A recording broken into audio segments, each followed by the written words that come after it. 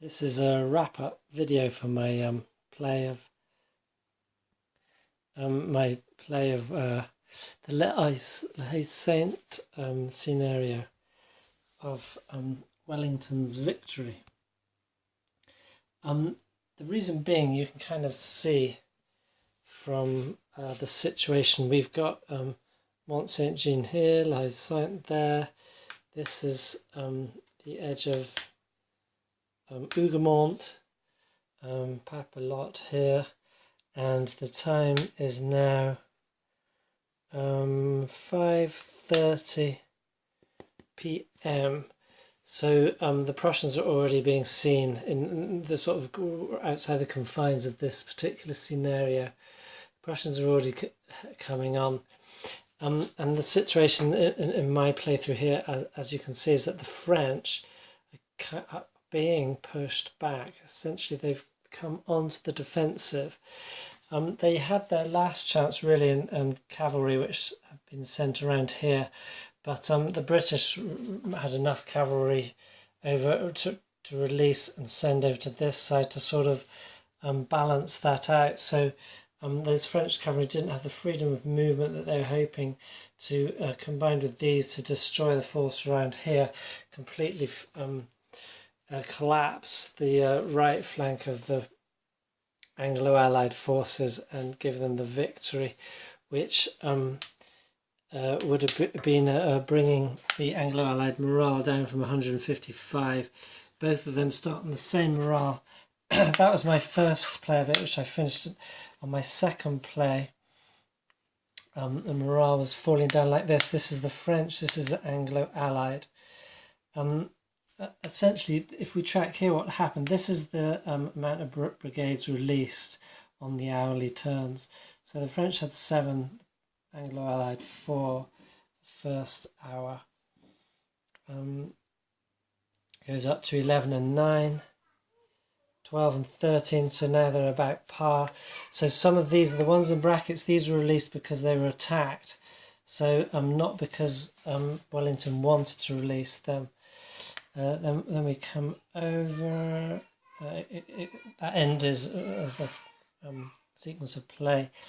So the last hourly turn I played,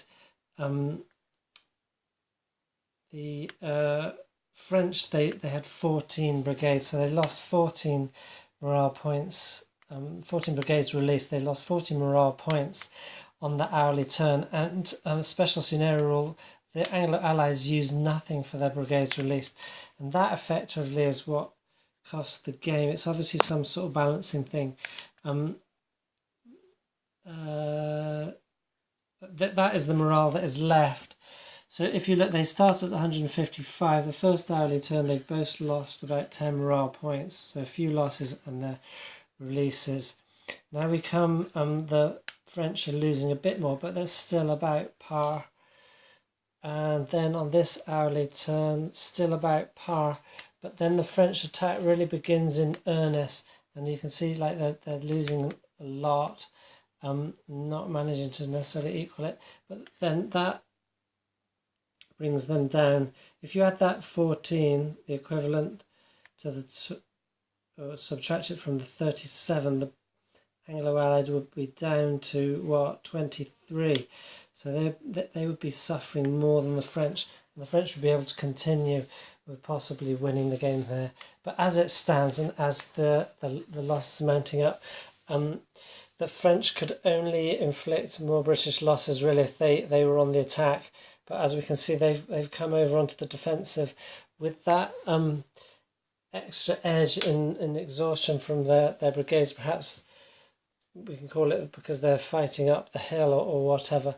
They're just not able to press the Anglo-Allied to breaking point before the end. And so I've called it, I mean, you know, if things were very lucky and the English, Anglo-Allied were very unlucky and the French were very lucky and combat rolls, then things might change. But, you know, we've got 1, 2, 3, 4, 5 turns to run out. So the odds would average out within that.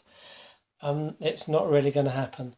So I decided to call it, and partly it's because Anyway, the holidays are on. I'm essentially at home looking after my son, so I don't have so much opportunity to A, play, and to B, take videos. I was away last week. We were away on holiday, so I had a break, and these videos will come out sort of less frequently, and I need sort of space and time and the energy to next. Oh no, yes, there's actually the next scenario is Papillote, so it's you fight with the French and the Prussians. So there'll be another smaller scenario. I'll get to that hopefully before the end of August, and then the whole shebang, which is going to take up this whole table space.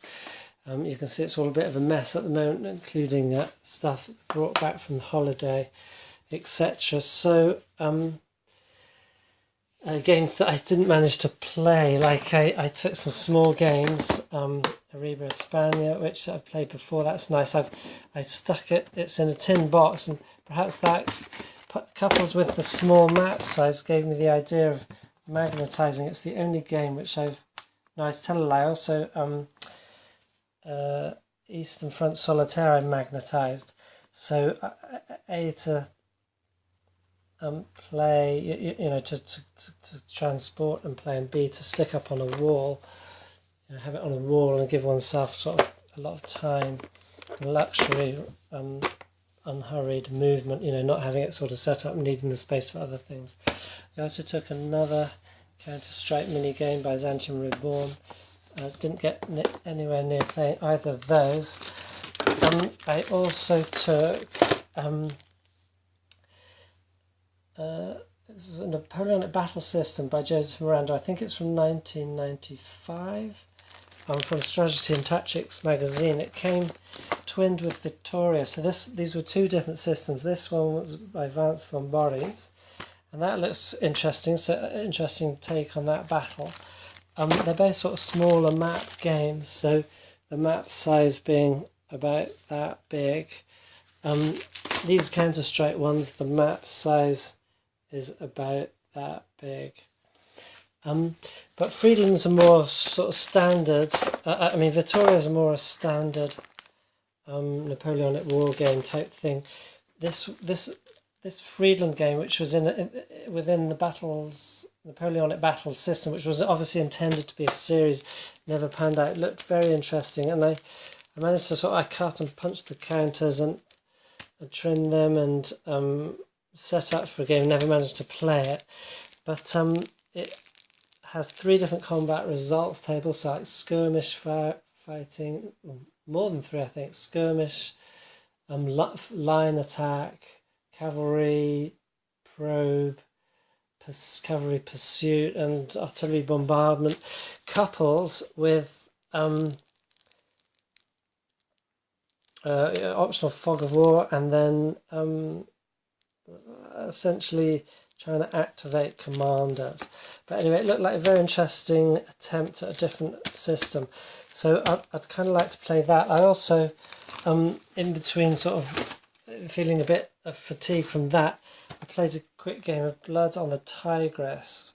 I say a quick game, it's my sort of tryout of it. And I found that a very interesting game, but I had to use somebody who had sort of filled out the rules a bit with some explanations, because there were definite gaps in the rules. And I found it an interesting exercise rather than a great game. Interesting to see the logistical difficulties of that campaign. So anyway, so you can see I've had some diversions from Wellington's victory. I need to sort of arrest my palate a bit, try some other things before I get back into it. I also had great fun playing 1825 Southeastern England. It's the first time I properly played it. I played it solo over, I think, 3 nights, or 3 evenings I should say, and I really enjoyed it, which was great, because the first time I played it I left a rating of 5 on Board Game Geek, which is like a poor game, take it or leave it. I'd obviously only played about a couple of, well, I'd only played it for a short time, and I remember thinking, it's boring, I don't get it. This time I really got into it. I had great fun.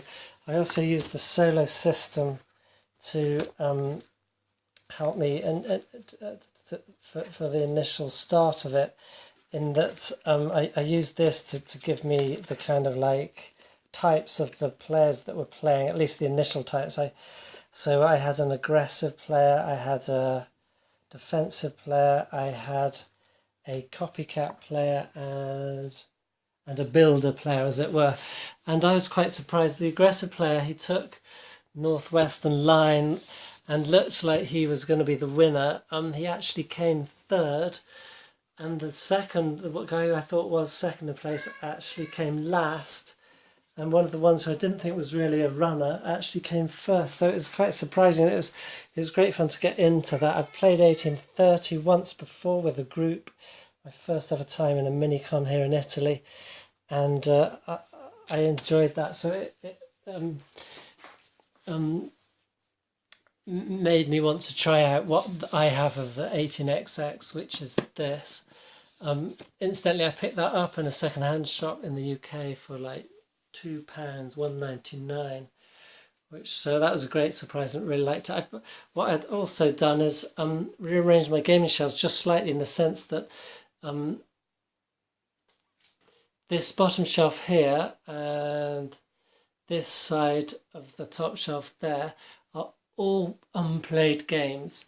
I say unplayed, some of them I kind of tried. This one now I should take off because I have properly played it.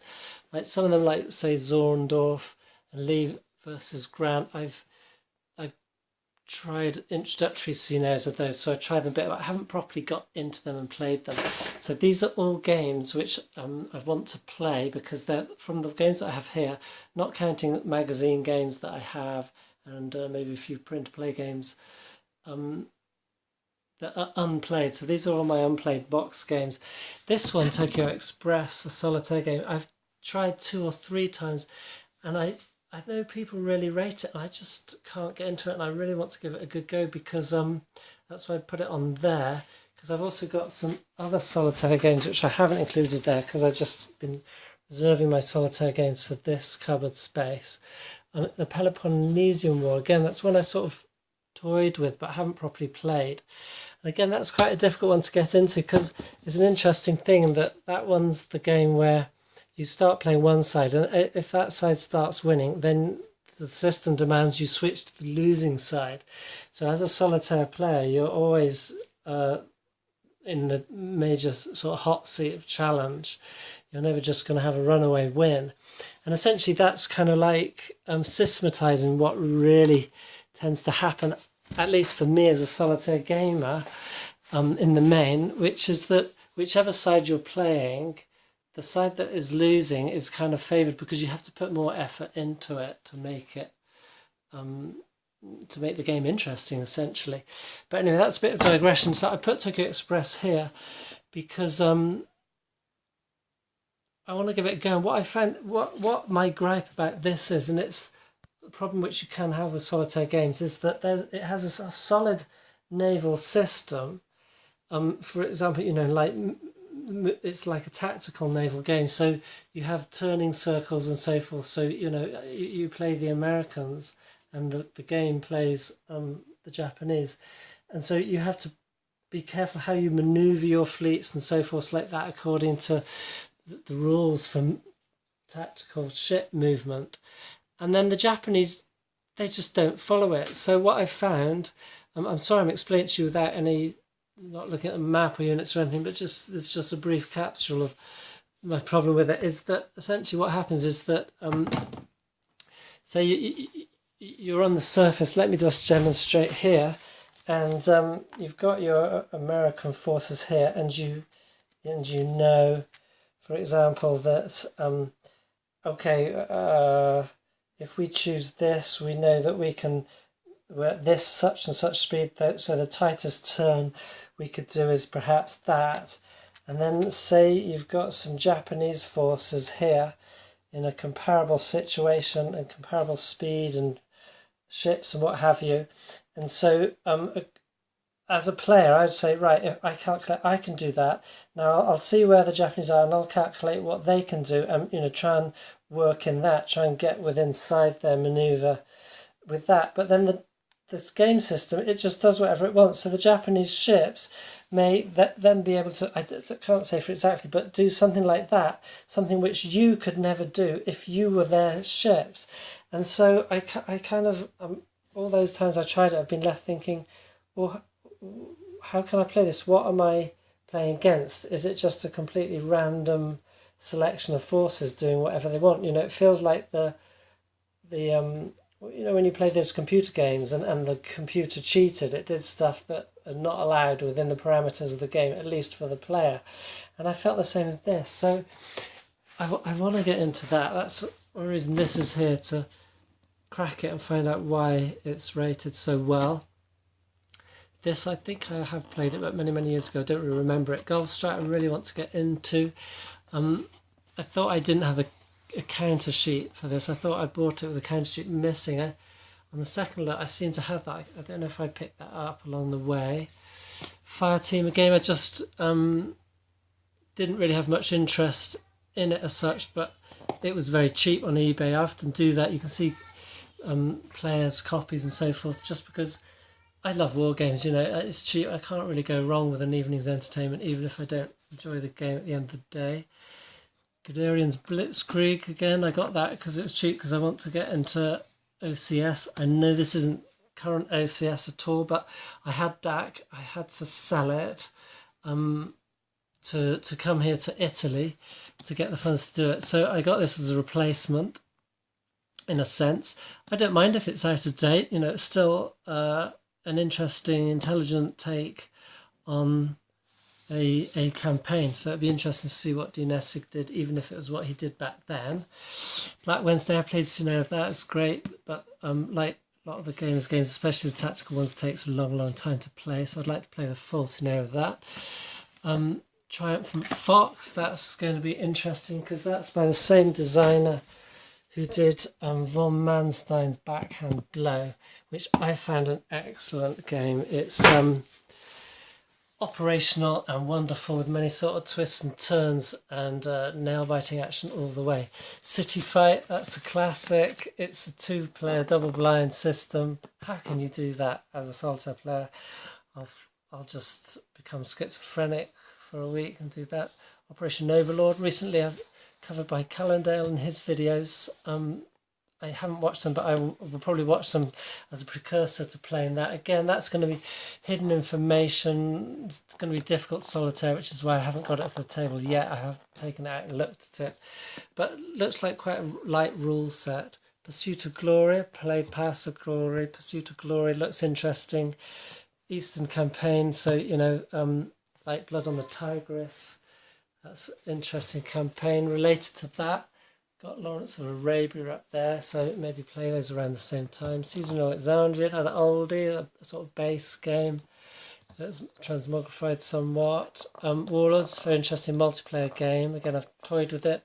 War and Peace, I had a Vassal game with American chum via Vassal, and we just kind of basically tried the system. It looks really nice. I know it's been redone. I don't know what they've redone to it. Again, this became a more fleshed out, improved system. I really liked what I played of that. Anti-Term, the same thing for the gamers as Black Wednesday, but this one I'm sort of looking forward to even more, because I loved Marengo. I like that sort of gunpowder era for these orders writings. Zorndorf, going to be classic. It's going to take at least as much energy as Wellington's Victory to play out. That's a recent acquisition of mine. That's going to be very interesting. That's from the Ed Wimble. So I'll skip past this one, didn't I? That's another fairly recent acquisition. So that's Le Batal. This is by one of the same guys. That's interesting. It's more operational. Guns of Gettysburg. Well, because I recently had the chance to play. I say recently, is at the end of last year, played Napoleon's Triumph, but recent in my memory because it's at that mini con where I played 1830. So I played Napoleon's Triumph. It's fantastic, but like a lot of these, they will be better face to face. I've now got there's three of us now. I've been playing Narvik with one chap, which I have been playing solo, so that's fantastic. We're trying to get together to play Tannenberg from Strategy and Tactics as a 3-player game, but it's difficult in these summer months. Killer Angel, I'll come back to that. Wellington, which I was really enthused about getting when I way back when I first got it. Oh, I had to break, my son's calling me. See, just you take a moment's peace, and then the evening comes, blah. But anyway, yeah. So, but it's be interesting how Pursuit and Glory goes out, because I find with these card-driven games, I was very excited when they first when I got back into wargaming soon after Pass or Glory came out, and so there's that extra kind of sudden flush of card-driven love and enthusiasm, and I got this in that time, and I tried it once or twice, and I'm finding now that what I get with card-driven games is they just, on the first play, you just don't know what to do. It's you're kind of just exploring what the cards give, and so it can create an interesting story. I had great fun with 2 or 3 plays of Shifting Sands. That I think is an excellent game, card driven or not. But with this one, it was just it was kind of so chaotic, and it's meant to be. I understand that, but it was so chaotic. I think that was going to be good opposed because of that chaotic tension, rather than as a solo player. I think I felt a bit like I was just being played because I couldn't get a handle on it. Maybe it deserves a lot more plays to be able to get to the flow of it. But yeah, card-driven games, I'm generally finding now that, at least where I am with them at the moment, I want to, I'll revise this thought the more of them and the more I have played them, is that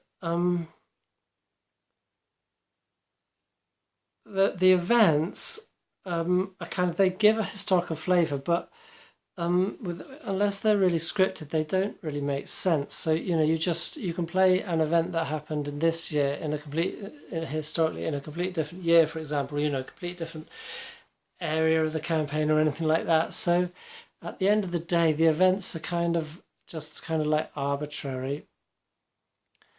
Once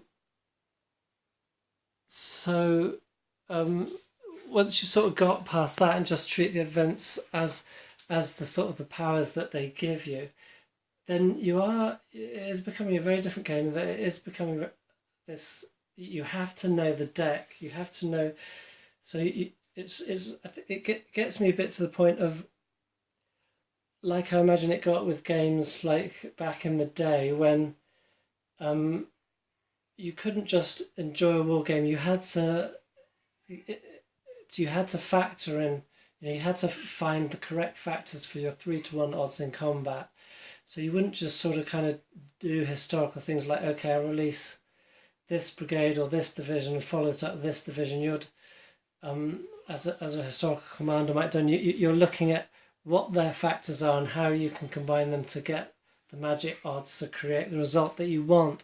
And I find it a bit the same in the card-driven games, is that you're then playing this other game which is about the cards. It's not actually about the simulation. And